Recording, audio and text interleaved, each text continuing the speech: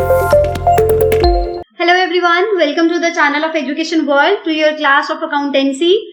Today we are going to do the topic fund based accounting. Non profit organisation हम लोग chapter कर रहे हैं, हम लोग टॉपिक कर रहे हैं जिसका जो एक पार्ट है वो फंड बेस्ड अकाउंटिंग भी है। उसका रीजन ये है कि नॉन प्रॉफिट ऑर्गेनाइजेशंस की जितनी भी अकाउंटिंग बुक्स बनती हैं या इनकम एंड एक्सपेंसेस का ट्रीटमेंट किया जाता है वो फंड्स बना के किया जाता है। मतलब एक फंड बनाया जाता है, उसमें हम लोग सारे इनकम्स और एक्सपेंसेस को रिकॉर्ड करते हैं। So what do you mean by fund? This is the amount received by the non-profit organization for specific purpose. तो फंड में एक बात आपको याद रखनी है कि स्पेसिफिक पर्पस के लिए जो आप अमाउंट रिसीव करते हैं उसको हम लोग फंड कहते हैं। So any income received for that specific purpose, उसी स्पेसिफिक पर्पस के लिए जो भी आप इनकम रिसीव कर रहे हो that is credited to that fund. उसका रीजन क्या है? मैंने आपको कल भी कहा था लास्ट लेक्चर में कि जब भी आपका इनकम इंक्रीज होगा तो वो क्रेडिट होगा, जब भी वो डिक्रीज होगा तो वो फिर डेबिट होगा।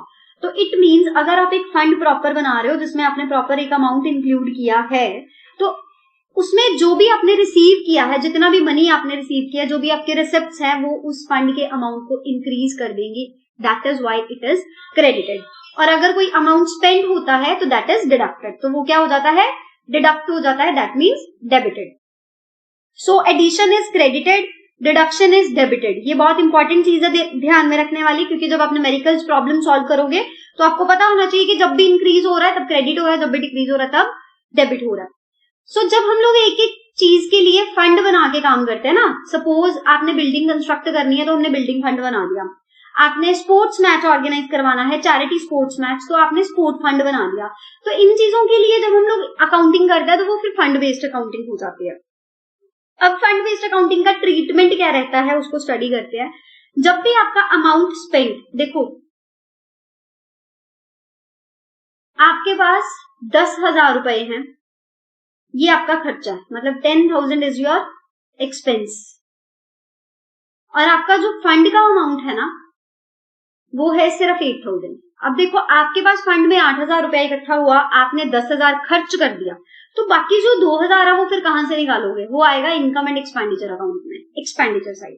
तो उसका ट्रीटमेंट होगा इनकम एंड एक्सपेंडिचर अकाउंट में डेबिट साइड। रीजन बिहाइंड, हमारे पास सिर्फ 8,000 रुपए हैं हमारी पॉकेट में, बट हम 10,000 रुपया खर्चा कर रहे हैं, तो बाकी 2,000 रुपए का जो खर्चा है वो हम इनकम एंड एक्सपेंडिचर अकाउंट से एक्सपेंडिचर साइड में रिकॉर्ड करेंगे। इन केस मेरा अमाउंट स्पेंड जो है वो सिर्फ 8,000 है, जबकि मेरे पास फंड में 10,000 रुपए हैं, तो इट मीन्स मैं उसको बैलेंस शीट में लाइबिलिटी साइड रिकॉर्ड करूंगी। उसका रीजन ये रहेगा, अगर मेरे पास स्पोर्ट्स फंड है, 10,000 मेरे पास कलेक्टेड है, 8,000 मैंने उसके लिए स्पेंड किया, तो इट मीन्स मेरे पास लाइबिलिटी साइड पे बैलेंस शीट में 2,000 रुपीज एक्स्ट्रा रह गए हैं। तो क्योंकि मैंने उसको आने वाले टाइम में भी सिर्फ स्पोर्ट्स के लिए ही यूज करना, that is why it is recorded as liability. Next we have types of funds.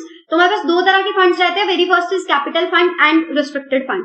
अब जो कंपनीज, जब हम लोग कंपनीज की बात करते हैं ना, तो कंपनीज में हम लोग कंपनीज की बैलेंस शीट बनाते हुए वर्ड रिकॉर्ड करते थे कैपिटल।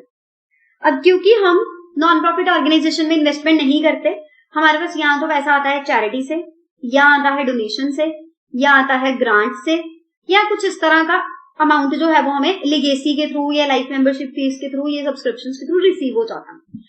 तो वो सारा पैसा जो हमारे पास पड़ा होता है ना, that is our capital fund, that is our capital fund. इसके दो नाम है, एक जनरल फंड, एक कॉर्पस फंड। एक हम इसको जनरल फंड भी कहते हैं, दूसरा हम कॉर्पस फंड भी कहते हैं। इस फंड का जो अमाउंट है हम किसी भी पर्पस के लिए यूज कर सकते हैं। It can be use for any purpose, किसी भी पर्पस के लिए हम इसको यूज कर सकते हैं। बैलेंस शीट में लाइबिलिटी साइड पे रिकॉर्ड होता है, और इनकम एंड एक्सपेंडिचर अकाउंट में जब भी आपका बैलेंस जो है वो सरप्लस आएगा तब आप उसको कैपिटल फंड में ऐड करोगे। रीजन बिहाइंड, आपकी इनकम जो है, आपके पास जो भी सरप्लस बचता है, जो भी एक्स्ट्रा अमाउंट बचेगा, वो आपके कैपिटल के अमाउंट को इंक्रीज करेगा। इन केस आपके पास डेफिसिट हो जाता है तो फिर आपका जो अमाउंट है वो डिक्लाइन हो जाएगा, तो आप कैपिटल फंड में से उसको माइनस करोगे। तो हम लोग बैलेंस शीट बनाता है, यहाँ पे मैं साइड पे बना देती हूँ। ये बैलेंस शीट है, इस तरफ आपकी लाइबिलिटीज रहती हैं, इस तरफ आपके एसेट्स रहते हैं, है ना। इस तरह से आपके पास एसेट्स और लाइबिलिटीज रहता है। लाइबिलिटी साइड पे आप लिखते हो कैपिटल फंड, उसमें आप लोग नीचे लिखते हो एड सरप्लस, और ये सरप्लस कहां से आता है? इनकम एंड एक्सपेंडिचर अकाउंट से। इनकेस डेफिसिट आए तो लेस कर देना, डिडक्ट कर देना। दूसरा हमारे पास रहता है रिस्ट्रिक्टेड फंड। तो जो स्पेसिफिक पर्पसेस के लिए हमारे पास फंड्स आते हैं, जैसे स्पोर्ट्स फंड हो गया, प्राइज फंड हो गया, एंडोमेंट फंड हो गया, बिल्डिंग फंड हो गया, ये सब रिस्ट्रिक्टेड फंड्स होते हैं क्योंकि हम इनको किसी भी पर्पस के लिए यूज नहीं कर सकते, सिर्फ उसी पर्पस के लिए यूज कर सकते हैं जिस पर्पस के लिए हमने इसको रिसीव किया। तो ये हमारा फंड बेस्ड अकाउंटिंग था। तो आज थोड़े से प्रैक्टिकल प्रॉब्लम सॉल्व करते हैं, थोड़े से न्यूमेरिकल्स करते हैं, जिससे हमें पता लग जाए कि हम लोग किस तरह से इनको डील करते हैं। So very first question we are having tournament fund. We are having tournament fund of ₹2 lakh. अब नाम से पता लग जाना चाहिए कि अगर उसने टूर्नामेंट की बात की है तो पहली बात ये लायबिलिटी साइड रिकॉर्ड होगा क्योंकि ये स्पेसिफिक है। देखो जब भी आपको न्यूमेरिकल प्रॉब्लम कोई भी आए ना, कोई भी क्वेश्चन आए, तो उसका एक तरीका होता है उसको सॉल्व करने का, वो ये कि आपके पास जो भी आइटम्स आ रही हैं आप उसको पहले स्टडी करोगे कि ये आइटम किस नेचर की है, क्या इसका ट्रीटमेंट हमारे अकाउंटिंग पॉइंट ऑफ व्यू से रहता है, बाद में आप उसके फाइनल अकाउंट्स बनाना शुरू करोगे। तो हमने पहले मार्क किया कि टूर्नामेंट फंड में ये हमारे लिए होता है लायबिलिटी। टूर्नामेंट एक्सपेंसेस, अब अगर मेरे पास प्रॉपर फंड है, मैंने अपने पास 2 लाख रुपीज रखा है, तो मैं उसी में से स्पेंड करूंगी ना, और मेरे खर्चे जो है टूर्नामेंट एक्सपेंसेस के दैट इज 60,000, मेरे पास बैलेंस बचा 1,40,000, और उसमें मेरे को टूर्नामेंट ऑर्गेनाइज करवाने पे 80,000 रुपीज रिसीव भी हो गया। तो 140 में 80,000 जो है वो मेरा इनकम की तरह ट्रीट हो गया। तो it means total I am having 2,20,000। तो क्योंकि टूर्नामेंट फंड एक स्पेसिफिक पर्पस के लिए बनाया गया है तो इसका ट्रीटमेंट लायबिलिटी साइड पे होगा, इसीलिए सीधा बैलेंस शीट बनाया। बैलेंस शीट में हम लोगों ने टूर्नामेंट फंड का ओपनिंग बैलेंस लिखा, जितने पैसे आए उसको ऐड किया और जितने हमने खर्च कर दिए उसको डिडक्ट कर दिया। So we are having 2,20,000। Next, show the treatment of billiard match expenses 25,000 in the final accounts of non profit organisations. अब देखो बिलियर्ड मैच एक्सपेंसेस, बिलियर्ड का मैच करवाया, उसके लिए जितने खर्चे हुए वो 25,000 हुए। क्या हमारे पास कोई फंड है? No information is given. So it means ये हमारा नॉर्मल एक्सपेंडिचर है, ये हमारे लिए क्या है? Normal expenditure. अगर हमारे पास इसका कोई स्पेसिफिक फंड नहीं है तो हम इसको बैलेंस शीट में शो नहीं कर सकते। So it will be recorded in the income and expenditure account as a revenue expenditure. तो इनकम एंड एक्सपेंडिचर अकाउंट बनाया टी शेप में, debit side left hand side, credit side right hand side, और 2 billiard match expenses 25,000. Next question we have receipt from charity cinema show ticket ₹50,000 and expenses on charity cinema show 15,000. अब इसका भी charity cinema show का कोई भी fund नहीं है, but बेटा चैरिटी सिनेमा शो एक स्पेसिफिक इवेंट है। ये क्या है? एक स्पेसिफिक इवेंट। तो यहाँ पे मैं वर्किंग नोट बना रही हूँ, WN मीन्स वर्किंग नोट। अगर मैंने रिसिप्ट मेरा 50,000 है, 50,000 मैंने रिसीव किया, उसमें से मैंने सिनेमा शो ऑर्गेनाइज करने के लिए 15,000 खर्च कर दिया, तो मेरे पास सरप्लस कितना बचा? 35,000। इट मीन्स ये मेरी नेट इनकम है। What is this? Net income. Income minus expenditure is net income. तो हमारे पास स्पेसिफिक फंड तो है नहीं, तो ये लायबिलिटी साइड पे जाएगा नहीं, बैलेंस शीट में रिकॉर्ड नहीं होगा। This will be recorded in income and expenditure account. Next we have prize fund ₹1 lakh, interest on prize fund investments 10,000, prizes awarded 20,000 and prize fund investment 80,000.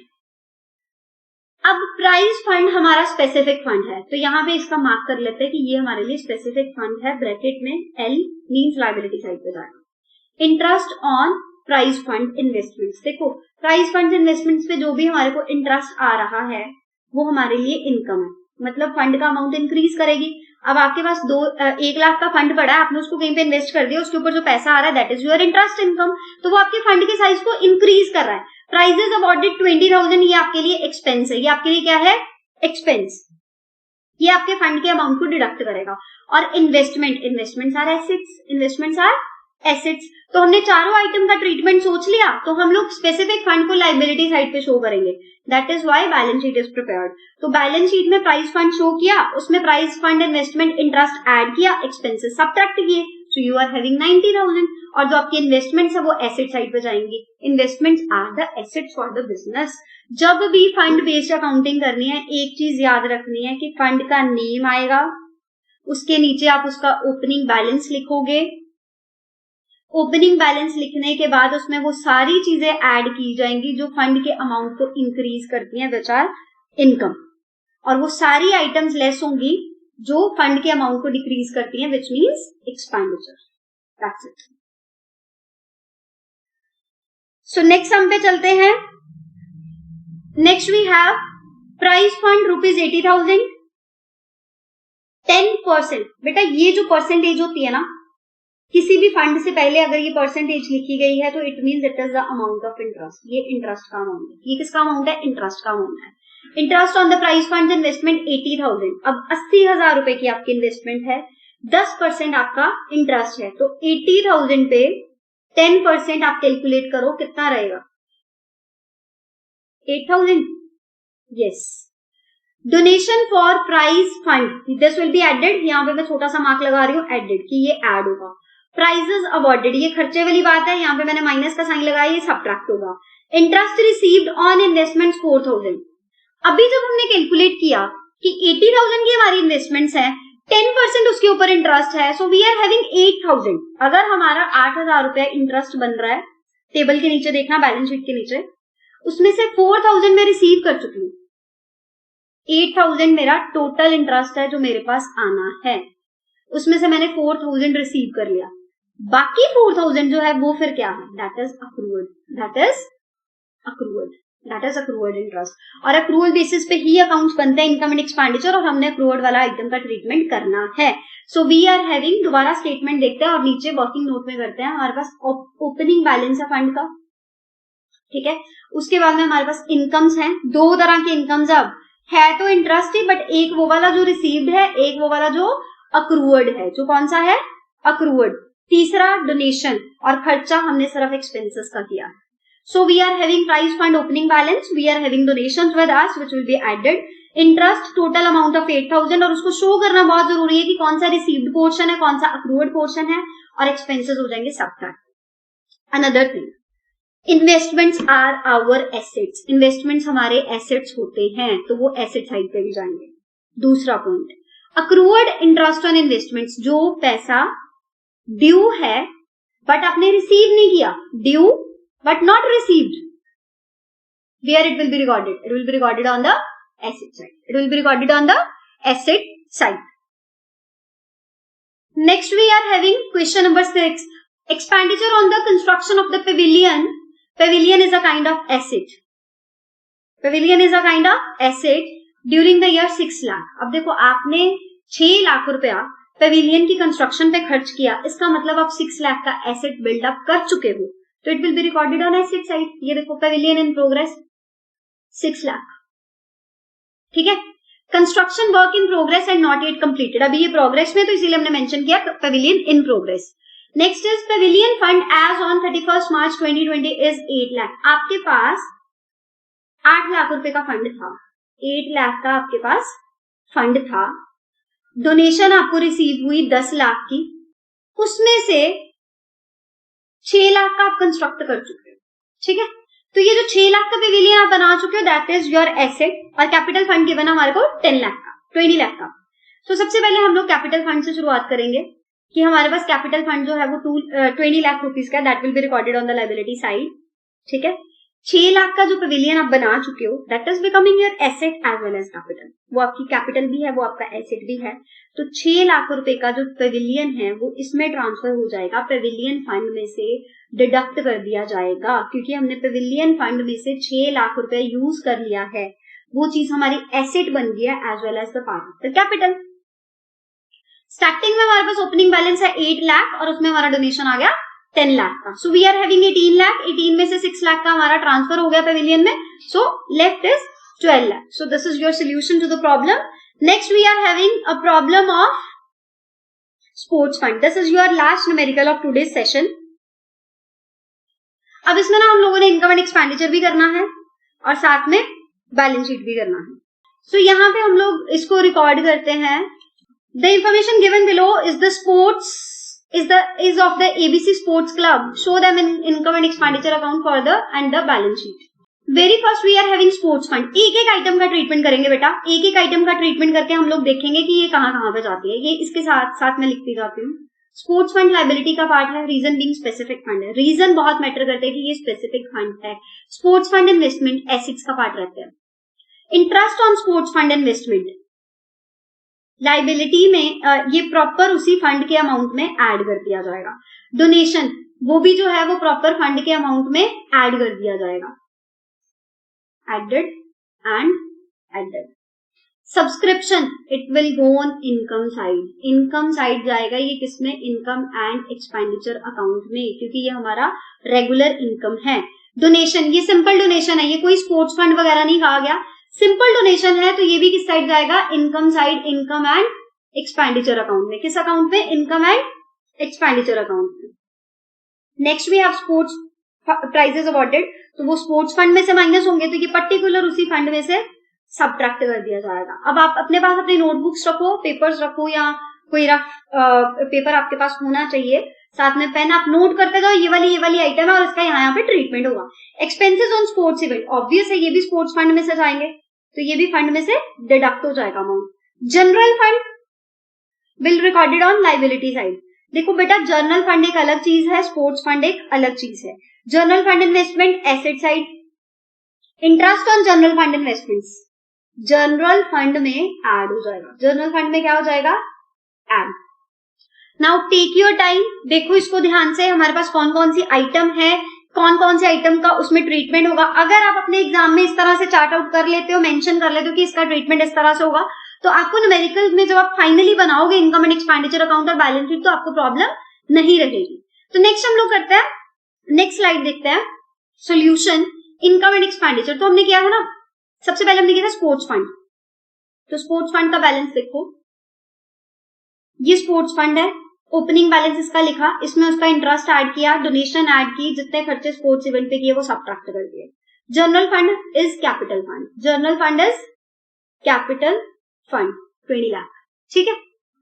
Sports fund, यहां पे बेटा journal fund investments हमारा assets है, और last में जो हमारे पास interest on general fund है, ये चीज ये जाएगी इनकम एंड एक्सपेंडिचर अकाउंट में। किसमें जाएगा, इनकम एंड एक्सपेंडिचर अकाउंट में, income side, because it is general item not the specific item, ठीक है। तो हम लोग चलते हैं नेक्स्ट स्लाइड पे। सो जर्नल फंड, आपको लाइबिलिटी साइड समझ आ गई। स्पोर्ट्स फंड में हम लोगों ने इनकी रिस्पेक्टिव इनकम ऐड की, रिस्पेक्टिव एक्सपेंडिचर सबट्रैक्ट किया और जर्नल फंड रिकॉर्ड किया। तो इन्वेस्टमेंट्स तो दोनों ही जर्नल फंड की हो चाहे स्पोर्ट्स फंड की हो, वो हमारे लिए एसेट है। Interest on general fund investment because it is general item, that is why it is recorded in income and expenditure account. And next we are having subscription as well as donation. So ये सारे fund based accounting थे, जिसमें आपको थोड़ा overview मिला कि किस तरह से हमने income and expenditure account prepare करना है, किस तरह से हमने बैलेंस शीट प्रिपेयर करना है। तो इन चीजों को एक बार प्रैक्टिस कर लो, साथ में अपने पास नोटबुक रखो, पेन रखो, प्रैक्टिस करके देखो कि कौन सी आइटम का ट्रीटमेंट जो है। और रीजनिंग बहुत ज्यादा मैटर करती है बेटा, ये चीज बहुत ज्यादा मैटर करती है कि हम किस आइटम को किस साइड पे रिकॉर्ड कर रहे हैं, उसका जो ट्रीटमेंट कर रहे हैं उसके पीछे रीजन क्या है। अगर आप रीजन अपने माइंड में रख लेते हो, समझ जाते हो एक बार, तो आपको दोबारा वैसी आइटम, अगर मैं प्राइज फंड की जगह स्पोर्ट्स फंड कर दूं या उसकी जगह बिल्डिंग फंड कर दूं, तो आपको प्रॉब्लम नहीं आएगी उसका ट्रीटमेंट करने में। रीजन मैटर करता है, अंडरलाइन कॉन्सेप्ट मैटर करता है। So this is all about the non-profit organization. In the next lecture में हम लोग जो स्टडी करने जा रहे हैं that is partnership. पार्टनरशिप के फंडामेंटल्स हम लोग स्टार्ट करेंगे।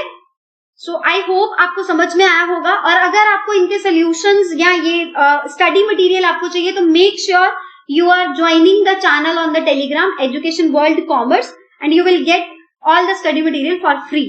Thank you so much. See you in the next class.